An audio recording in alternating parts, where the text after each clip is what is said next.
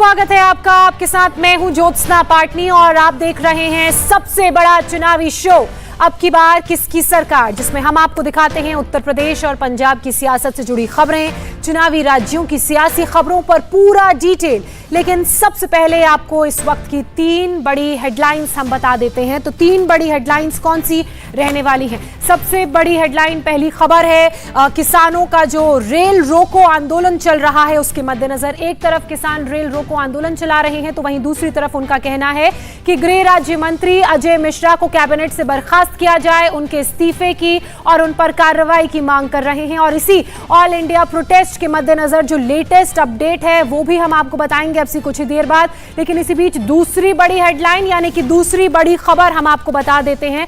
आज उत्तर प्रदेश की बात की जाए तो विधानसभा का एक दिन का विशेष सत्र बुलाया गया है।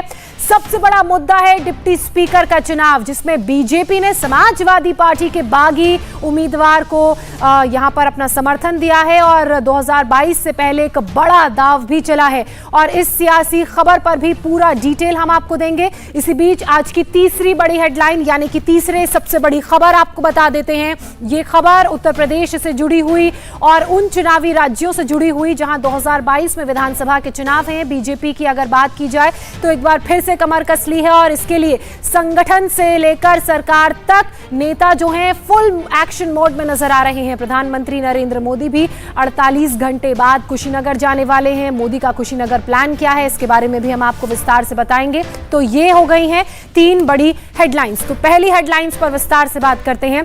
किसानों के रेल रोको आंदोलन को 2 घंटे का वक्त बीत चुका है और अभी तक रेल रोको का कोई खास असर जो है वो नजर नहीं आ रहा है। लखीमपुर की घटना के मद्देनजर ये रेल रोको आंदोलन बुलाया गया था। कई जगहों पर किसानों ने रेलवे ट्रैक्स पर उन्हें रोक रखा है। वहां पर रेलवे ट्रैक्स पर वो बैठे हुए हैं। जो तस्वीरें सामने आई हैं वो हम आपको दिखा रहे हैं। और सुबह 10 बजे से रेल रोको आंदोलन की शुरुआत हुई और शाम 4 बजे तक ये ट्रेन रोकने का आंदोलन चलेगा, ऐसी धमकी दी गई है। आपको बता दें कि किसान रेलवे ट्रैक पर भी उतर गए हैं। अमृतसर की तस्वीरें आप देख रहे हैं। अमृतसर में किसान रेल ट्रैक पर बैठे हुए हैं, नारेबाजी कर रहे हैं। देखिए कैसे ट्रेन के ऊपर भी किसान चढ़ गए हैं। ये तस्वीरें हम आपको उत्तर प्रदेश के मोदी नगर की दिखा रहे हैं। यहाँ ट्रेन रुकी हुई है, आंदोलनकारी किसान रुकी हुई ट्रेन के ऊपर चढ़ गए हैं। अब बहादुरगढ़ हरियाणा की तस्वीर आप देख रहे हैं। ज्यादा संख्या में किसान यहाँ पर हाथों में झंडे लिए पहुंचे हुए हैं, लगातार नारेबाजी कर रहे हैं।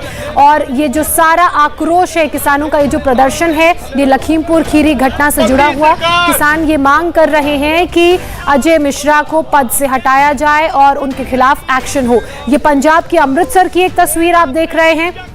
किस तरीके से रेलवे ट्रैक्स पर बैठकर किसान प्रदर्शन कर रहे हैं। रेल रोको आंदोलन किसानों का आज शाम 4 बजे तक चलेगा। हालांकि किसानों द्वारा यह कहा गया है कि यह शांतिपूर्ण प्रदर्शन है। किसानों की मांग क्या है अब उस पर बात कर लेते हैं। किसानों का कहना है कि गृह राज्य मंत्री अजय मिश्रा को बर्खास्त किया जाए, साथ ही जो सरकार द्वारा 3 कृषि कानून बनाए गए हैं, जो लाए गए हैं, उन्हें रद्द किया जाए। इसके अलावा एमएसपी पर गारंटी खरीद का भी कानून बनाया जाए, इसकी भी किसान मांग कर रहे हैं।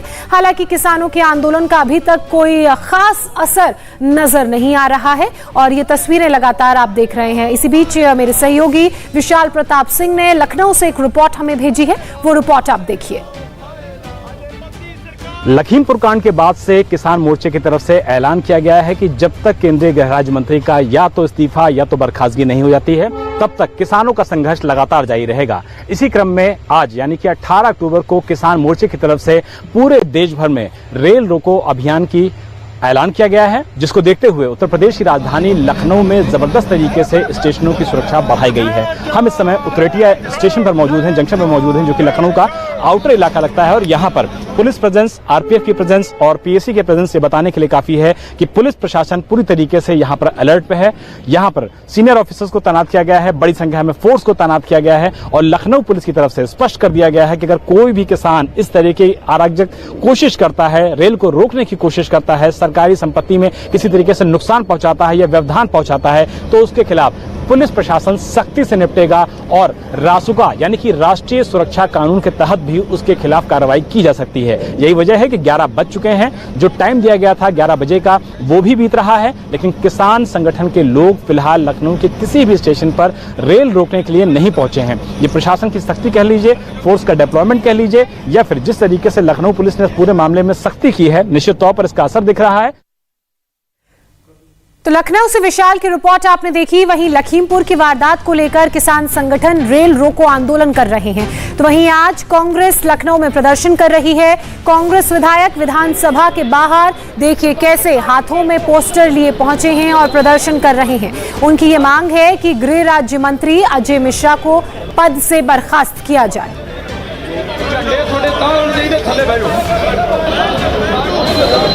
विधानसभा के बाहर की ये तस्वीरें आप देख रहे हैं। कांग्रेस के ये विधायक हैं जिन्होंने हाथों में पोस्टर तख्तियां ली हुई हैं और इनकी तरफ से विरोध प्रदर्शन किया जा रहा है लखीमपुर खीरी घटना को लेकर, और इनकी मांग है कि केंद्रीय गृह राज्य मंत्री अजय मिश्रा अपने पद से इस्तीफा दें, उन्हें उनके पद से बर्खास्त किया जाए। इंडिया टीवी संवाददाता रुचि कुमार ने यूपी कांग्रेस अध्यक्ष अजय कुमार लल्लू से खास बातचीत की, सुनिए। आप पूरा आपका गृह राज्य मंत्री को बर्खास्त करने की मांग आप उससे कहा है? देखिए, भारतीय जनता पार्टी लोकतंत्र को नहीं मानती, संविधान को नहीं मानती।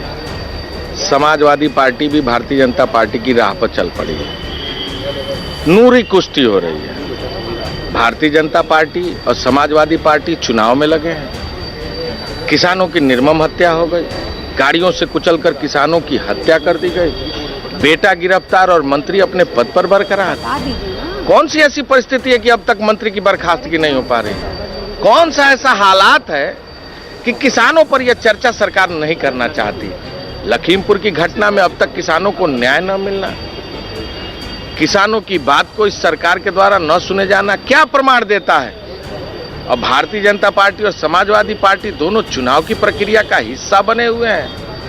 धान का दाम नहीं, बरसात के नाते लोगों का फसल बर्बाद हो गया, उसके मुआवजे का कोई प्रावधान नहीं, गन्ने का दाम नहीं, 3 काले कानून के मुद्दों पर चर्चा नहीं, बेरोजगारी के सवाल पर चर्चा नहीं, महंगाई के मुद्दों पर चर्चा नहीं, कानून व्यवस्था पर चर्चा नहीं।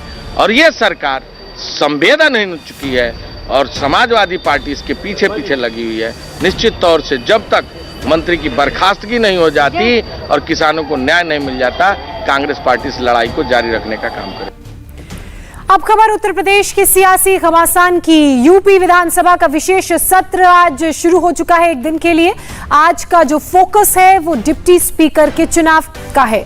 बीजेपी ने समाजवादी पार्टी के बागी विधायक नितिन अग्रवाल को ही डिप्टी स्पीकर का उम्मीदवार चुना है, जबकि समाजवादी पार्टी ने भी नरेंद्र वर्मा को अपना कैंडिडेट बनाया है। आज डिप्टी स्पीकर के चुनाव के लिए वोटिंग होनी है। विधानसभा चुनाव की सरगर्मियों के बीच आज की वोटिंग बेहद खास है, क्योंकि बीजेपी ने सपा के बागी को अपना उम्मीदवार बनाकर बड़ा दाव खेला है, तो वहीं सपा की तरफ से क्रॉस वोटिंग के दावे किए जा रहे हैं। तो बीजेपी ने अपना गेम प्लान दुरुस्त कर रखा है। नंबर गेम की अगर बात की जाए तो नंबर गेम में उसके मुकाबले समाजवादी पार्टी कहीं टिकती हुई नजर नहीं आ रही है। ऐसे में बीजेपी के deputy speaker candidate Nitin Agarwal और डिप्टी सीएम के शिव प्रसाद मौर्य ने विपक्षी पार्टियों को आसानी से शिकस्त देने का दावा किया है। समाजवादी पार्टी पिछड़ों की विरोधी पार्टी है और उसका जो चरित्र है, जो स्वयं लोकतंत्र का मान नहीं करते, सम्मान नहीं करते, आदर नहीं करते, उनको यह कहने का अधिकार नहीं है। यह सत्र एक दिवसीय अत्यधिक महत्वपूर्ण है और इसमें कई महत्वपूर्ण विधेयक भी आने वाले हैं और उपाध्यक्ष का चुनाव भी होगा और हम सब विश्वास रखते हैं कि परिणाम अच्छा होगा। पहली बात तो इस पे चुनाव होना नहीं चाहिए था, क्योंकि समाजवादी पार्टी परंपराओं का पालन नहीं करती है, संवैधानिक पदों का सम्मान नहीं करती है, इसलिए उन्होंने प्रत्याशी खड़ा किया है। खैर, क्योंकि उन्होंने प्रत्याशी खड़ा किया है तो अब स्वाभाविक रूप से चुनाव आज हो रहा है। और जैसा मैं आपने देखा कि ये इस पद पे माननीय नेता सदन अपना प्रस्ताव करते हैं, उसके बाद सभी विपक्षी दल के नेता अपना समर्थन करते हैं। कल मैंने नामांकन किया है तो आदरणीय मुख्यमंत्री जी ने भी नामांकन में आके मुझे आशीर्वाद दिया है और तमाम विपक्षी दल के और भी जो विधायक हैं वो मेरे साथ रहे हैं। तो मैं पूरी तरीके से आश्वस्त हूं कि सदन का समर्थन मेरे साथ में है और सभी विधायक मेरा साथ देंगे। जिस समर्थन और नंबर गेम की बात चल रही है, अब वो नंबरों का आंकड़ा भी आपको समझाते हैं। दरअसल उत्तर प्रदेश विधानसभा की बात की जाए तो यहां पर टोटल 403 सीटें हैं और ऐसे में बीजेपी के खाते में है 304। वहीं सपा की बात की जाए तो उनके पास है 49। ऐसे में जिस तरीके से नंबरों का ये आंकड़ा सामने आ रहा है, डिप्टी स्पीकर का चुनाव बीजेपी के लिए बहुत आसान नजर आता है, जिसकी बात नितिन अग्रवाल भी कर रहे थे, केशव प्रसाद मौर्य भी कर रहे थे। अब ऐसे में दिलचस्प ये रहेगा कि अंदर विधानसभा में जब डिप्टी स्पीकर का चुनाव होता है तो किस तरह की सरगर्मियां और जो क्रॉस वोटिंग की बातें लगातार अखिलेश यादव के द्वारा की जा रही थी, सपा द्वारा की जा रही थी, उनमें कितनी सच्चाई है। मान्यता यह रही है कि डिप्टी स्पीकर की कुर्सी विपक्षी पार्टी के खाते में जाती है, लेकिन चुनाव से ठीक पहले बीजेपी ने समाजवादी पार्टी के बागी हो चुके अपने उम्मीदवार उसको अपना उम्मीदवार बना लिया है। नितिन अग्रवाल ने बीजेपी की तरफ से डिप्टी स्पीकर के लिए नामांकन किया है, तो वहीं इस दौरान खुद उत्तर प्रदेश के मुख्यमंत्री योगी आदित्यनाथ भी मौजूद रहे। उनसे जब पूछा गया कि बीजेपी ने तो ये पद विपक्षी पार्टी को क्यों नहीं दिया, तो इस पर योगी ने कहा कि बीजेपी ने समाजवादी पार्टी के उम्मीदवार को ही सपोर्ट किया है, क्योंकि नितिन अग्रवाल समाजवादी पार्टी के ही विधायक हैं। भारतीय जनता पार्टी पूरी संसदीय परंपराओं का पालन कर रहा है और सबसे बड़े जो विपक्षी दल होता है उसी के लिए वह रिजर्व किया गया था। जब वह कैंडिडेट नहीं दे पाया, एक कैंडिडेट आए हैं जो सबसे बड़े विपक्षी दल से थे, तो उन्हीं को प्रत्याशी बनाया गया है। नितिन अग्रवाल को कैंडिडेट बनाया गया है और वह उनके कैंडिडेट के रूप में यहाँ पर आए हैं। उनका समर्थन करने के लिए हम लोग आए हैं, भाई संसदीय परंपराओं का सम्मान करने के लिए आए हैं। उत्तर प्रदेश विधानसभा के अंदर आज डिप्टी स्पीकर के चुनाव पर घमासान है, तो वहीं समाजवादी पार्टी ने महंगाई के खिलाफ विरोध प्रदर्शन शुरू कर दिया है। पार्टी के एमएलसी राजेश यादव और अतरौली से विधायक संग्राम यादव की अगर बात की जाए तो लगातार इस तरह के विरोध प्रदर्शन की खबरें सामने आ रही हैं। एलपीजी के साथ प्ले कार्ड लेकर वो प्रदर्शन करते नजर आए। तो महंगाई के विरोध में सपा की तरफ से हंगामा किया गया। उत्तर प्रदेश विधानसभा के बाहर एसपी विधायकों ने हंगामा किया।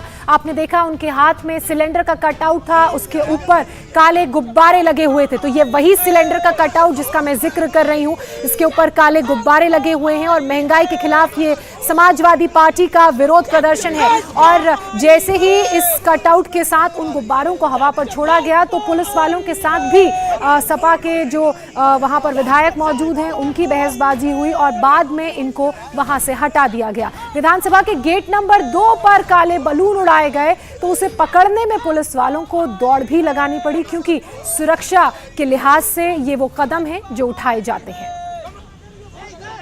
आज गरीब जो उज्ज्वला योजना थी वो बुझवला योजना हो गई है। महंगाई पहले इनकी सरकार जब नहीं थी तो डाइन थी, आज इनकी मौसी हो गई है। इस महंगाई के मारे आम जनता कराह रही है, इसलिए जब से भाजपा आई है महंगाई है। इंडिया टीवी हर वक्त हर जगह डाउनलोड करने के लिए सर्च करें India TV news Google play store या ऐप स्टोर पर।